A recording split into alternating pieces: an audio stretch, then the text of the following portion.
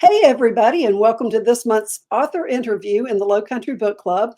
We are so excited to have with us today T.I. Lowe. And I know the first question on everybody's mind, it was the first question on my mind, is what does Uh-huh. T.I. stand for?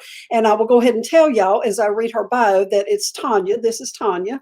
And Tanya is an ordinary country girl. Now, okay, y'all, this is what her bio says.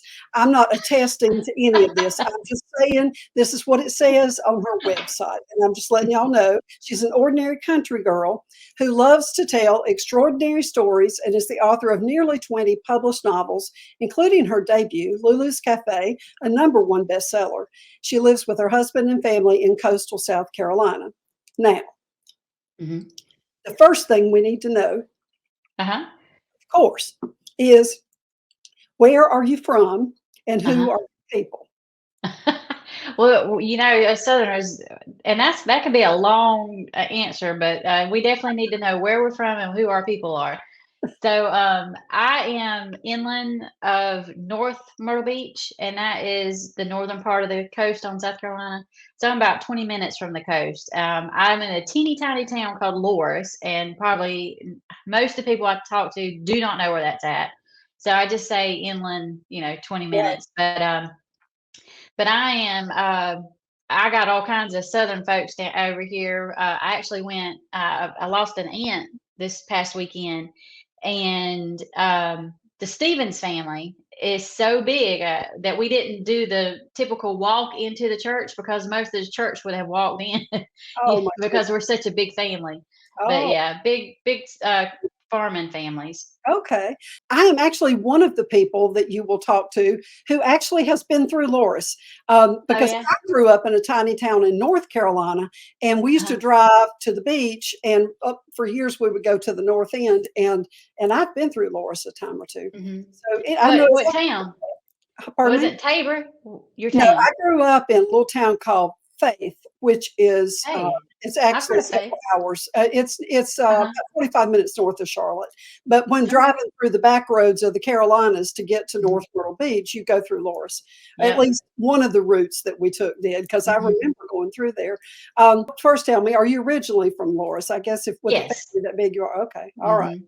All right, so we know where you're from. All right, that's good. So talk to us about Beach Haven. This book was released in 2020, I think, so it wasn't your debut. Yes. It's not your most recent Mhm. book either. It's part of a contemporary 3-book series set on the South Carolina coast. You've published 20 novels, right? Are all of them Yes. contemporary novels set in the Carolina coast? Is this your, um, your is this your place in literature? Give Yeah. us an introduction to your Well, body. it's yeah. I some it's always in the South. People said, "Are you ever going to set a book in New York or somewhere else like that?" And I'm like, I don't think I can pull off the vernacular for somewhere else besides because one of those writers. I write how I speak. So the Southern is always going to come through. So I think I have to stay in the South. I don't think I'd be allowed up north. But anyway, but a lot of them since I've signed with Tyndall House, everyone's been set in South Carolina. And Under the Magnolias, it came out in 2021. It's more central South Carolina, so it's not always on the coast, but it's typically on the coast. And I Okay. called I've got let's see, Beach Haven and Driftwood Dreams and Sea Glass Castle. Those were my pandemic release books. They were released each one of them 3 months apart during all that, so that was crazy. But the fun thing about it coming out during the pandemic is, you know how we have our more in-depth books, but then we have our light reader. I call them our vacation reads or our beach reads, and so it was pretty fun because that felt like writing those books was a vacation for me because they're set on the coast and they're more lighthearted and just fun friendship and romance books. But yeah, that's I That's call those. okay. Contemporary fun friendship romance books. Mhm, Got that's what the coastal books are it. Okay. for sure. Oh, okay. All right. So some of the reviews called it an inspirational romance. Would you agree with that genre or not? Mhm. I do. And the thing about, and you could probably chime in on this, Susan, is us Southerners always going to have faith in our books. It's just a part of our culture, a part of our lifestyle, and so It's I who we are. everybody do what? It's who we are. It's who we are for sure. My agent one time asked, says, "Well, where's Jesus going to be in this book?" I said, "Oh, he'll show up. He just always does. That's life, right? I don't have to try to shoehorn him in somewhere." So I feel like my faith does come through. Um, Right. but yeah, Yeah. Okay. So the setting for Beach House is Sunset Cove. Is this a fictional town? Is it based yes. on a real place? How close is it Mhm. to your town? It is. It's a lot like Cherry Grove, and Cherry Grove is a little bit up from North Myrtle Beach, but it's still a part of Very, North Myrtle Beach. yeah, You're very familiar with familiar. Cherry Yeah. Grove? So when I was writing the that setting, that's what I thought. And a lot of times I'll weave in fictional places with real places, and so that's always fun because if it's a fictional place, we got more license to change things around. I've got myself in a not a pickle, but I'm definitely having to do my homework because my next book's set on Sullivan's Island, and Really? it's a real place, so I've got You to have, make sure I behave and get it right. that's where my previous book and my next book, and probably I don't even That's know how many. right. That's right. So yeah, no, I'm very familiar with that conundrum. So, and Mhm. actually, I do prefer having a made up. Having done both now, I prefer the Yeah. fictional setting. But Mhm. anyway, um, we'll talk more about that. Um, Yeah. okay, so tell us about Opal. How much of you is an Opal?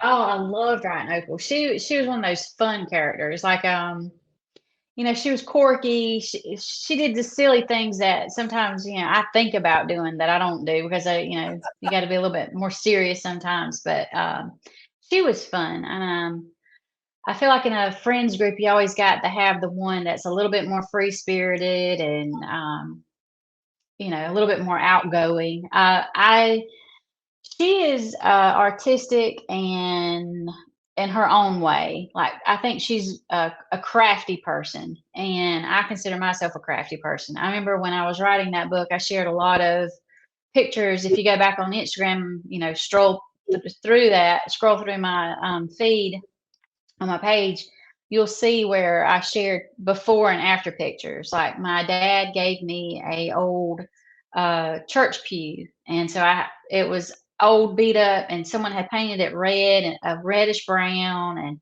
so I sanded it down and I aged it, and so I shared a lot of before and after pictures of different projects I did, and it reminded me of that's Opal. She would take something old and make it something, give it a new life, and that was really fun. That was a fun part of her. So somebody asked that. I'm gonna skip ahead and ask you this question while we're talking about that. Yeah. Niels Beringer asked, she said, I love the furniture restoration idea in this book. So my question is, does TI do any restoration? If so, what is the piece that has been most special to her? And then I tacked on to the end of that, was there an actual store that inspired Bless This Mess? Okay, so it has to be my favorite piece, and I wish I had a picture. I could just pull it up and show it to you real quick. My husband, our very first bed. Well, we're about to be married 27 years and together 30 in June. And our first bed was a full size bed, and that's a pretty small bed for a couple. And but it was his great grandmother's bed, and so it had been passed down. But then 7 years ago, we built our house here, and we wanted a king size bed. Well, I didn't want to get rid of the full size bed. We had it as a guest bed for quite a while, but I wanted to reimagine something with it. I didn't want to get rid of it, and I wanted to be able to use it in the house. So my dad helped me cut it down and use all the parts on it, and we made a bench. Oh, So the headboard is the back of the bench, well, and then the footboard we cut it in half, and now it's the armrest for it. So oh, yeah, I bet that's pretty. I'd like that to was see fun. Maybe we'll scroll back through Instagram and see if we can find that. Is that okay? Yeah, I think it's on there. There's several projects that we did on there. And then Bless This Mess. I've always I like to go thrift stores. Stores like that's always been the trend because you get to go in there and like search around and see what's in there. And so if I could ever own a store, I'd want something like that. So I just come up with it. Huh. Well, I enjoyed going there virtually. It sounded like Thank you. I like that kind of store too. So what about Link? Did you have an inspiration for that character? Um, one thing, it's a little scary to write about military figures because I always want to. I like to include them because I like to pay respect to our military, and but I just thought that we have Opal, and she's such a free spirit. She's our sunshine, and I enjoy the grumpy sunshine trope. I think it's always fun to have this guy that he's like a grizzly bear, but he ends up being a teddy bear actually. And so I had fun with him for sure. He definitely started out like a grizzly bear, I think. Yeah. Hmm. All right. So talk to us about the hurricane. Is the storm sort of a metaphor for what happens to these characters when they meet? Yeah, and the whole idea, like Lincoln, he was hurt in battle. Mhm. And so that could be, that was his hurricane. And then, but even though after the fact, we've got, you always sustain damage during a storm, you Mhm. can rebuild. It might not ever look like it did originally, Right. but you can rebuild. So for sure. Okay.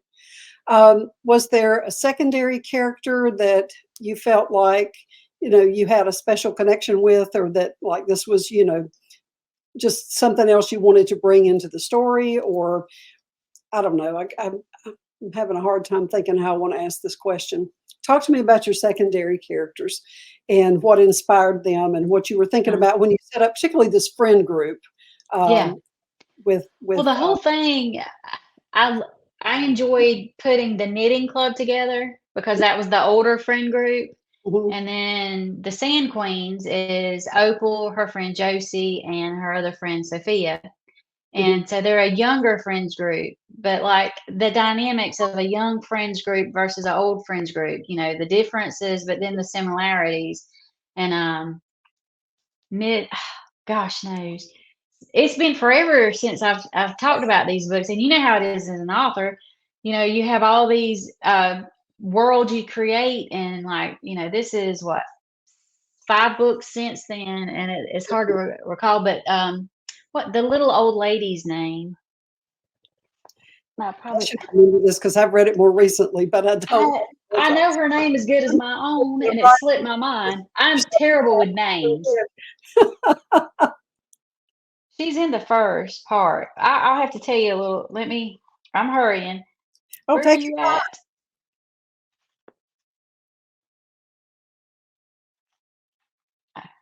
You know how you need to know something and out. So there's Birdie. Let's see. No. And she's the main woman. She's the main little old lady, the crazy one. You I'm gotta have a it's crazy little lady. yes, and it's just it. I know her name as well as I know my own. Are you bad for names? Do you have a hard time with names? I do, because there are just so many. There's so many people in my head. We've got a big family too, and then, neighbors and friends and people you meet, and then all these fictional characters. I mean, there are hundreds of them, and yeah, it's hard to keep them all straight. I'm bad for names. And I'm on the page. Let's see. There's Opal. There's Ethel. Miss Dalma. Why did I forget Miss Dalma? Miss Dalma is almost like an older version of Opal. She's very quirky. Um, she's always doing something. They think she's losing her marbles, but she's smarter than what most think. And I remember the first run through that I wrote it. she didn't present herself to me. And it was funny because during the rewrites, all of a sudden Miss Daniel pops up and she wants to be in over half the book. I'm like, well, where were you when I was writing the beginning of this woman? So I had to go back and add Miss Dalma, but I feel like she added so much character and charm and Mhm.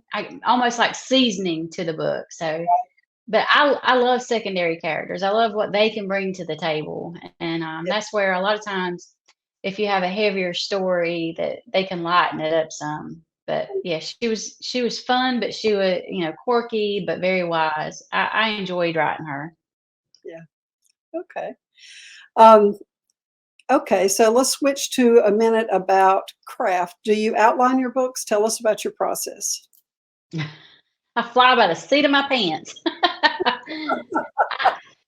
I Susan, how I tell people, when you put in your GPS system the destination you want to arrive to, and it gives you the directions to get there. But say you want to stop somewhere and have a bite to eat, or detour this way and check something out.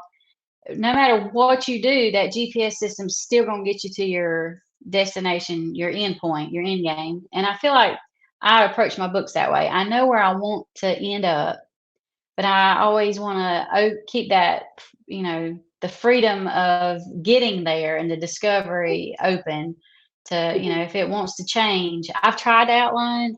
I have some great author friends, and they won't do any of their writing without outlining. But every time I do try to outline, I always end up getting way off track of it. How about you? Well, I start with an outline. I pretty much have to, just because if I don't, I go off on way too many tangents and I end up with a Yeah. book about, this thick, and then it has to be edited down, and, Uh-huh. bad things happen. So I'm really bad to go off on tangents. So I figure it's better for me to start with an outline, and then I let myself change it. It's like it's my Yeah. outline. Change Hmm. it if I want to. So if a better idea Like comes that. up, I feel free to change that, but I have to start with something, or I just Hmm. wander too much in the desert, I guess. Um, all Christy right. Wootson Harvey, she had a good point. She said, an outliner, if you outline it, you have to put that work in. You're paying at the front with that work. But if you don't outline, you're gonna pay at the end, because you can do all these tangents and having to do a lot of edits. So, but it's funny. Every author, even if you do outline or don't, everybody has their own style, and it's fine, and I like that. Everybody has their own process, and what works Hmm. for me is not going to work for somebody else, and vice Yeah. versa. And I think everybody just does what works for them. Oh, I Hmm. like that color. That's pretty. Thank you. Um, It's called Indigo Owl. oh, Yeah, it's the name. So that's why I have to have it. A okay. friend What do you give it say? to me. It is water with a pack of Celsius flavor in it. It's got B vitamins and stuff. How about you? Iced tea. I have to have Iced tea. something to sip on. Hmm. It's just a habit, I guess. But Me too. I like I've got tea. so I've got flavored water, and then I've got a seltzer water. I'm one of Okay. those. By the end of the day in my office, I'll have a coffee cup. I'll have a can, a regular You're well cup. hydrated. That's good. It's Mhm. good to be well hydrated. Okay, so let's see. What else do I need to ask you about Beach Haven? I feel like we have left area uncovered here. Um, and I'm down to more general questions, and I'm thinking I've missed something in Beach Haven. Um, did you start out with, like, what was the original, I guess, kernel of an idea for that story? Did you want to write something about a military vet? Did you want to write something about a woman who did the restoration and owned the shop? Or what was the first kernel of an idea for that book? It started out wanting to highlight a friends group, the different dynamics of a friends group. There's Opal, who is, the free spirit. There's Josie in Driftwood. She's the shy artist. And then there's Sophie. She's the sassy, get her done in the third book. And so it really started with those three women. And funny enough, Beach Haven's the first in the series, but one I wrote them all and then sent them to my publisher. And then once I started talking to my editor, she wanted to switch. So Driftwood was supposed to be the first book and Beach Haven the second. So we ended up switching the order of it because they felt like Opal was a stronger first lead of the friend group. So I thought it was a really good choice in the end. But definitely, um, and I like the idea of Opal that everybody thinks she's just flighty or whatnot, but she's an old soul too, and I like that you can't always judge a book by its first, Mhm. by its cover or whatnot. Like so, she's one of those you have to get to know. The more you get to know her, she opens up. It's not first glance. You don't get all of Opal in first glance. So she's got a lot of layers. Yeah, I think she does. Okay, so what is next for you? What are you working on now? And that be your next book release, or is there another one in the pipeline? So I just finished, or we've got everything set and ready to release. It's called Lowcountry Lost, and it Mhm. comes out in September 3rd. And that one, we just did a marketing call on it, and I love how they pitched it. It's Sweet Home Alabama meets HGTV's Fixer Upper. So it's about a woman. Her name's Averly, and she's not the designer of the group.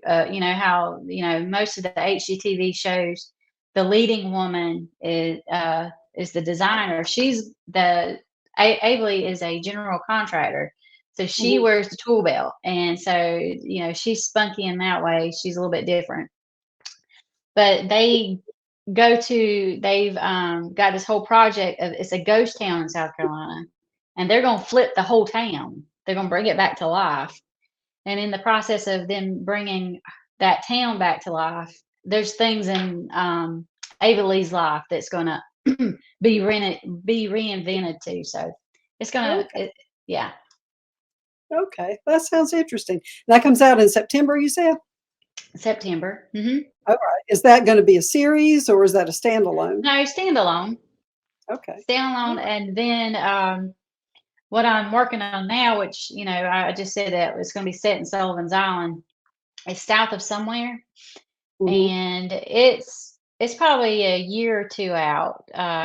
So we've got a while. I'm still working on that one. I'm actually going to Sullivan's Island this weekend to just walk around again, so to get the feel of it. Okay. Well, that hmm sounds fun. hmm All right. Is there anything I haven't asked you that you think we should know about?